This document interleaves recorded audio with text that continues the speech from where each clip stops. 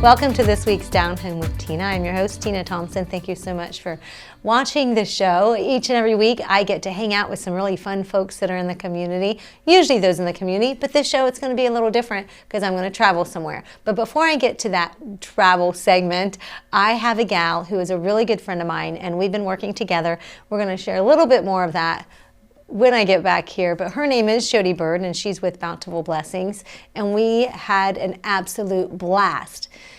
One of the reasons we do this is because we want you to go and have an absolute blast when you go someplace. So we're going to go and experience and get an idea of what these places are like and bring it back to you, and that's exactly what we're going to do in this next segment coming up with Jodi Bird. And then stick around because I have my traveling segment with a gal over in Bowling Green, Ohio. It's Down Home with Tina.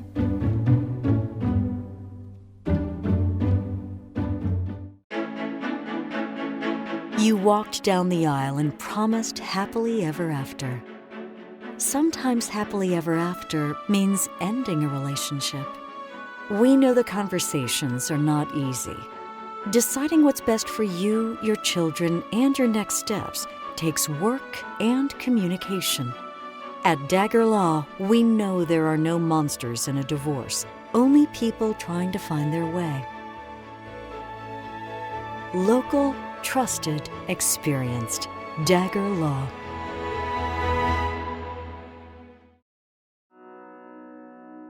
The Frankie Smith Funeral Home and Crematory in Lancaster and the Johnson Smith Funeral Home in Baltimore have a long and wonderful history of serving our community.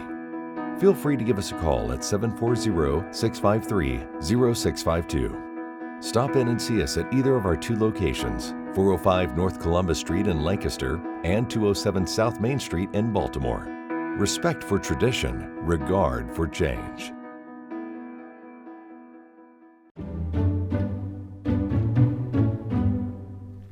Welcome back to Down Home with Tina. I have got Bountiful Blessings, Jodi Bird with me. Jodi, we just recently went on a trip and we collaborate and work together, and I love it. She has invited me. She is a travel writer, so she goes to different places and she gets to stay in these really cool places, and we also get some fun things to get to do while we're at those places. And I'm just going to let you go with it because you set it up as far as the place that we stayed in. You want to chat a little bit about that, and we'll talk about the experience of the other places that we had gotten to experience. Okay. Yes, I was contacted by Michelle. She's an Airbnb short-term lodging owner in Bowling Green, and she has restored and rejuvenated a mid-century modern home and using new and authentic decor. It's absolutely adorable, and she wanted us to come and visit Bowling Green and check out their downtown, promote their downtown businesses, and it was a total blast. It really was. It's ideal for those, I say, families that are possibly looking to go into college there, right, and they do a visit, or if they come up for a weekend or whatever, and that is a really cool, fun place to stay. If you've got young kids, they don't even have to go do the other stuff. You have a sitter, they can stay there. They had a basement full of which was really cool. Oh my gosh, we were so shocked at all of the board games, foosball tables, exercise equipment. In the backyard, the giant Connect 4, fire pit, hammocks, hot tub, Xbox 360 that we never even got to. So yeah, it was packed. The hot tub was amazing. Yeah. You just gotta watch for the bubbles. That's all we're saying. Flashing lights. It was a really, really nice day. But you don't have to, you can sit back and relax and enjoy your stay there, or we got to go visit some really cool businesses. Yes, do not visit Bowling Green and not go downtown, because that is where all the charm is.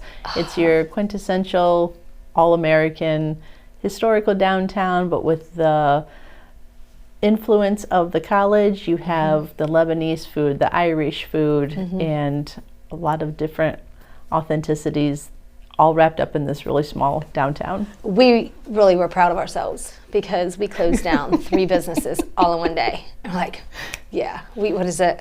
When did you do that? I don't even know. Yeah, we got it. We're so cool. But what were they? But what were they, Jodi? We closed down. Might not have been a college bar, but hey, we closed down the arcade, the winery, and the pizza shop. No, the ice cream shop. Yes. So all in like the same day. It was like awesome. But the arcade was a blast. They had some fun things, made me nauseous. What else? As a workout. And then that one didn't make me nauseous, but that one was like a workout game. I don't even remember the name of it, but you had to, it was more of a workout than a dance thing because Jump you had to and dance, stomp, like it was stomping. It wasn't dancing. I was so surprised we didn't hurt ourselves, not because of the exercise, because of the stomping. I actually stomped off the machine once because I wasn't looking, because you're trying to follow. It can be challenging, but that was a lot of fun. They had Mario Kart, but they also, it's a gaming type store, so it had all of the things that you need for the game. And then what else did we get to do? There were a couple of other shops, a boutique, Ben's. and then Ben's is my favorite, and even talked about that in the last show. Ben's is like the old Ben Franklin's, 5 and dime. Jodi, she had to go outside and wait on me. I felt so bad. It was like, so well stocked and had such a nice variety of items, everything from the authentic candy counter, the old pipes, everything, crafts, games, everything. Everything. And they even had some of the old time games that they would play like years ago, but of course new, but it was really, really cool. Puzzles, books. That I know I got a book a couple weeks ago and gave it to one of my guests, and that loved it. And it was just, I could have spent more time, therefore I'm going back. Nice. I'm going to go back. I want to take some of my family. The coffee shop, what was the coffee shop Grounds called? for Thought. They have used books, records, 8 tracks, and you can donate your books there, get credit, but it's an adorable atmosphere. It really, really is. And that was of all ages. They had all ages there, and that's what was really cool too. Not old just men the playing, younger, putting puzzles together, the college students on their laptops. Yeah, it was pretty cool. So I'm looking forward to my next adventure, but I'm going to have an interview coming up with Michelle, so that way we can learn a little bit more. Anything you want folks to follow, because you've got Bountiful Blessings, your blog, so do you want to share that information, and then we'll move on to Michelle? You can check out the article on Bowling Green at bountiful-blessings.com on my website. You can follow along with the different posts on both Instagram and Facebook. Perfect. Thank you so much, Jodi, for having me. Hopefully she'll be back again, because she's always out doing something really neat and fun, and you can continue to follow her to see where is the neat and cool place that you can go visit. And don't go anywhere, because I've got my interview with Michelle over in Bowling Green coming up next. It's Downtown with Tina.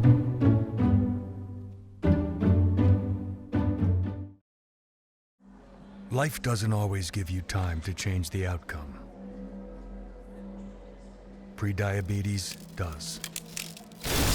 1 in 3 adults has prediabetes, but with early diagnosis, prediabetes can be reversed. And you can change the outcome. Take the 1-minute prediabetes risk test today. Go to doihaveprediabetes.org. The staff that have been here know what it takes. They've been on the other side. They see what it takes to make someone comfortable, to make the family comfortable, and really what kind of support they need. And so I think that's what really makes Fairhope what it is.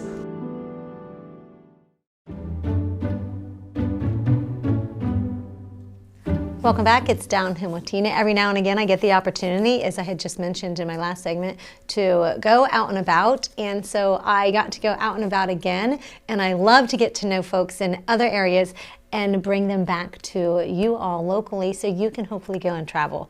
And with that being said, it is a segment called Downtown with Tina, Traveling the USA.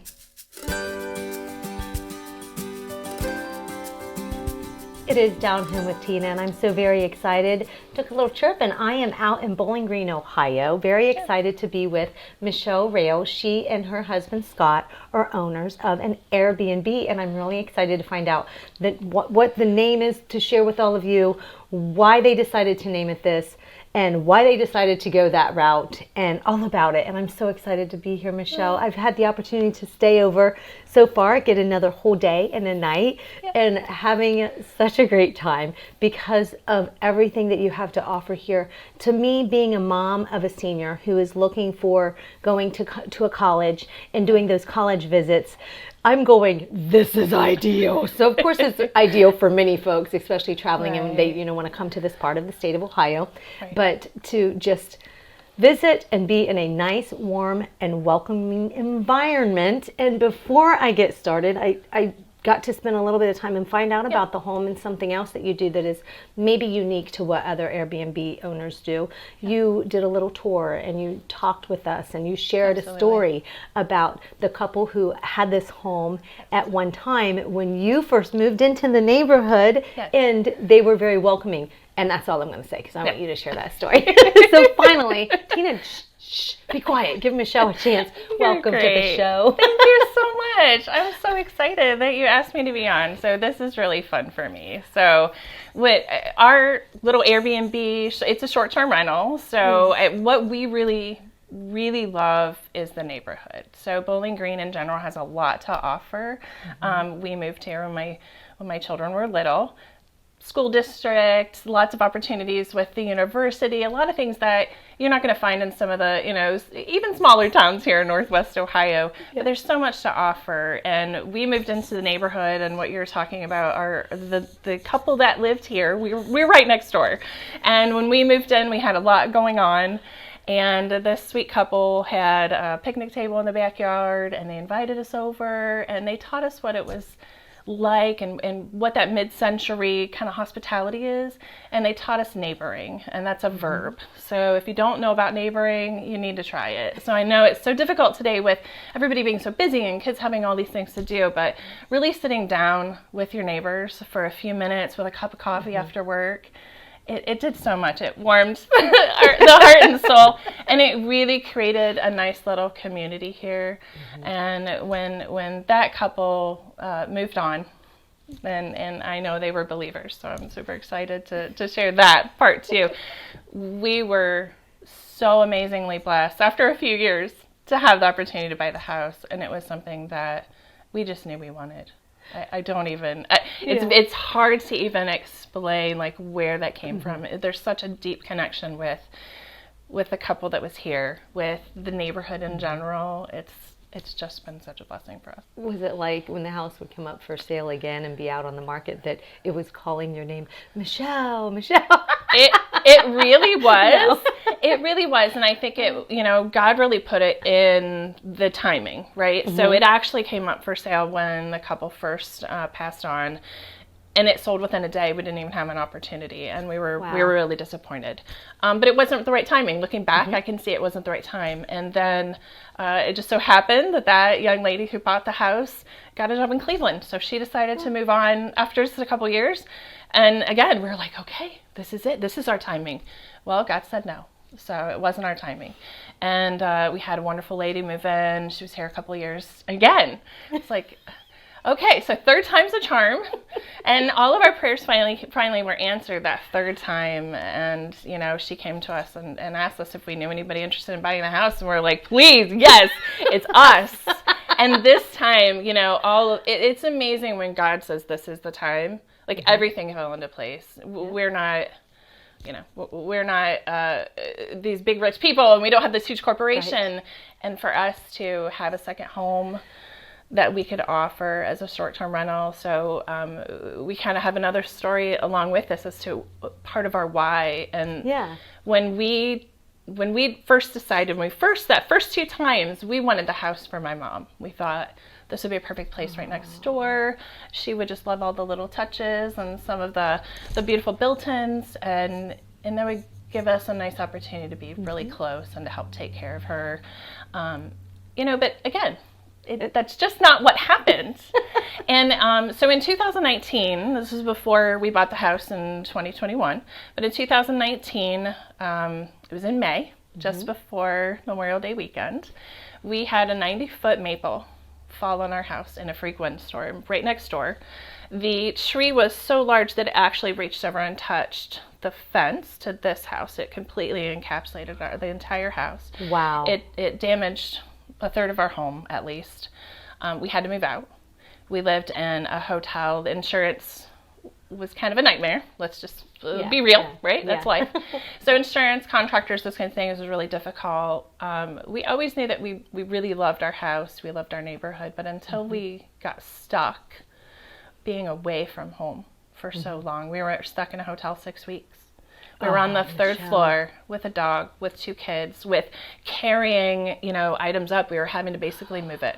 So it wasn't just a backpack or a suitcase, right? It was literally like all the belongings that we could pull out of the house safely that first day, which quite literally for my husband and I was the clothes on our back. So we had to go buy all new clothes. Anyway, long story short, so we finally were able to find a rental. But nowhere in Bowling Green would do short-term rental. Insurance company would not pay for a year-long rental. So because the contractor said, 4 to 6 months to repair the house, so they wouldn't do anything shorter. Bowling Green is a college town, and understandably, most of the real estate companies didn't want to rent for anything other than those terms. It was either the summer months, right, when the students aren't here, or it's the 9-month lease or a 12-month lease. So we could not find a short-term rental. And it was very difficult for us. We moved to Perrysburg, which is just about 20 minutes north. My daughter was a senior in high school, traveling to school at a different time than I was. My husband worked different hours than I did. So we were all 3, well, plus my son at the time too was living with us, who was in college. We were all traveling to Bowling Green every day and spending a lot of time in gas, a lot of time in general on the road. And then we had to come to the house and do some work after our regular job. It was a lot. Oh, yeah. And so when this house came up that third time, and my mom said, no, I like where I'm at. We found her a little apartment not very far from here. She's like, I love my community. I love where I'm at. Aww. And my husband and I just looked at each other, and I get the chills because we just looked at each other, and we're like, we know this is going to be a short-term rental. Yep. So, and at the moment, we're not into the insurance just yet. Maybe one of these days. Right now, we're really loving hosting and really kind of building the house to kind of bring in couples, small families, people that want to really just enjoy and have something that feels like home. And the name of it and why? So we decided to name it the Refreshing Mid-Mod Retreat. And so I fell in love with the mid-century modern style before it became the in thing again. So I started looking for our own home, especially in 2018 when our house was destroyed. We lost some pieces of furniture, things like that. I started looking at it and I thought, the firefighter the morning that the house was hit with a tree, he said to us, this house was built special. If it hadn't been for how well it was built in the 50s, you could have died. I was the only one upstairs at the time.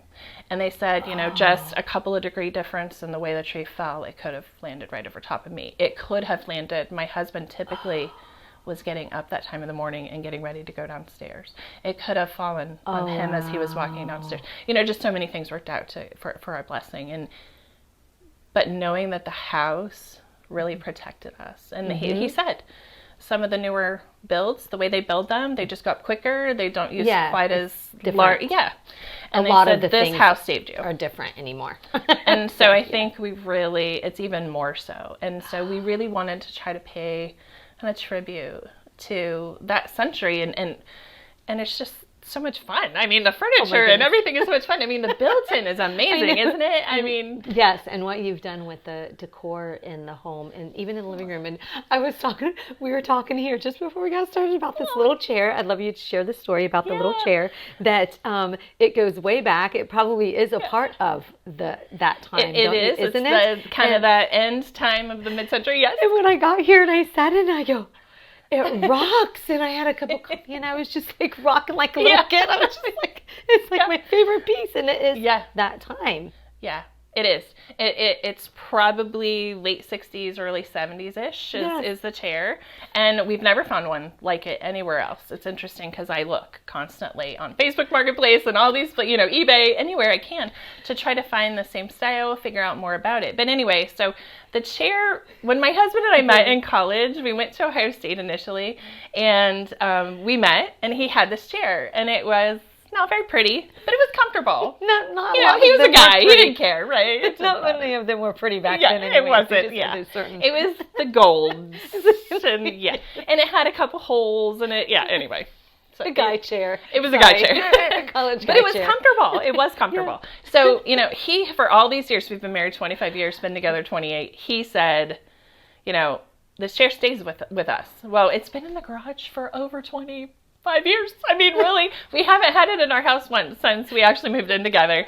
And I've tried so many times to get rid of the chair. I mean, and I think it's probably just one of those God things that he's just like, nope, this is the one thing my husband, you know, dug his heels in and would not let me get rid of when I was purging or cleaning the garage or whatever. I love it. And when we were trying to set up the house and come up with the design in between the time that we knew we were going to close and the time that we actually closed, we were trying to really plan, you know, those kinds of things, the decor and everything is all me. I shouldn't say he did help some, right? Yeah, but I picked out most of the colors and the patterns and things. But as I was trying to figure out a chair, we knew that we wanted some type of a sectional or you know, a sofa in here that could hold people, that was comfortable, that you could put your feet up and relax. We're trying to figure out a chair that would really go with it. We tried to pull in some actual vintage pieces into the living room.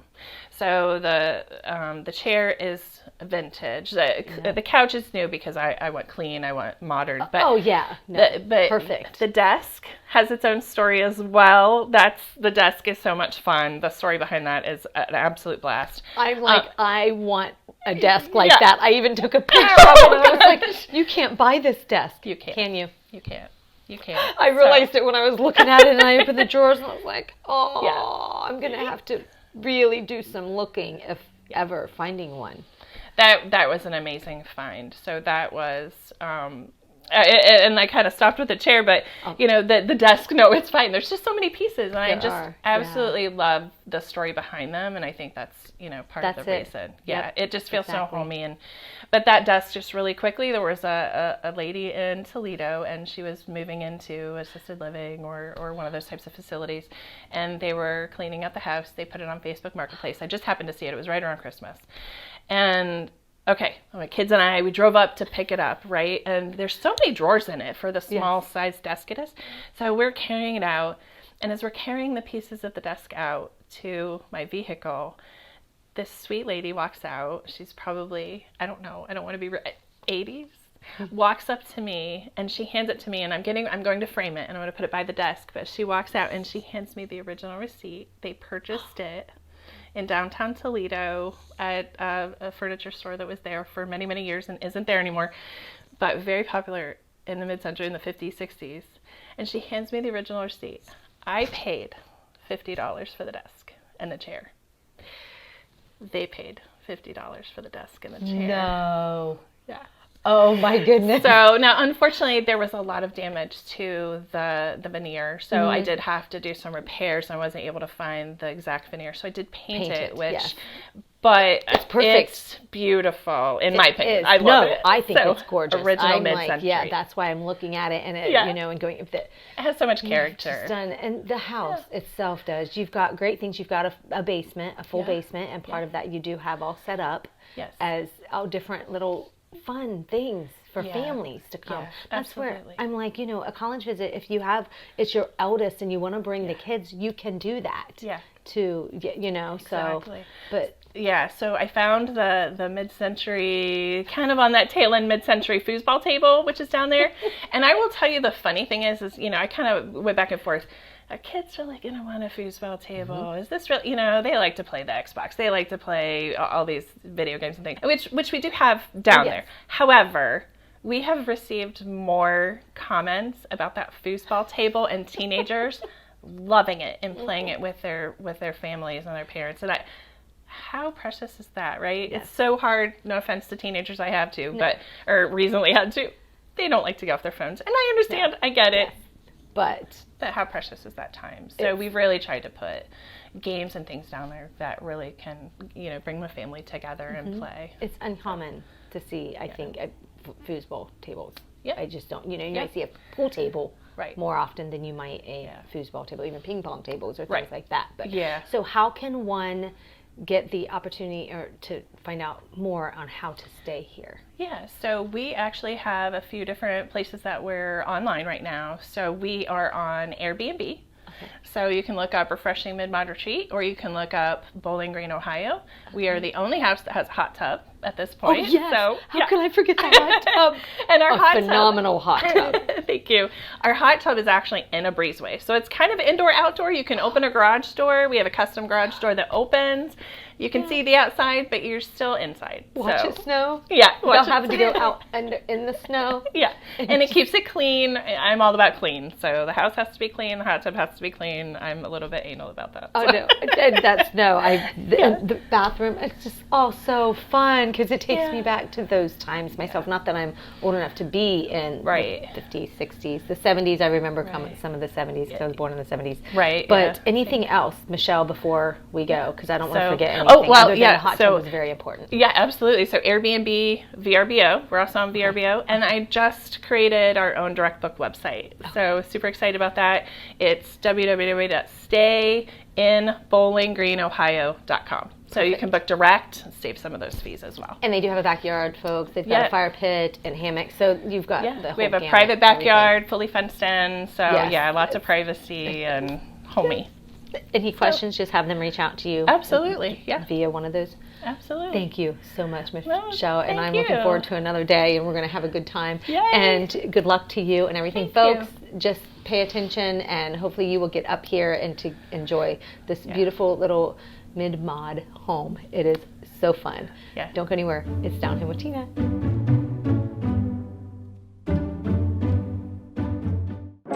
Bay Food Market is Fairfield County's source for high-quality, locally sourced meats. The meat case is always full of quality fresh beef, pork, gourmet burgers, and gourmet brats for you and your family to enjoy. Bay Food Market cures and smokes their own hams, bacon, and sausage.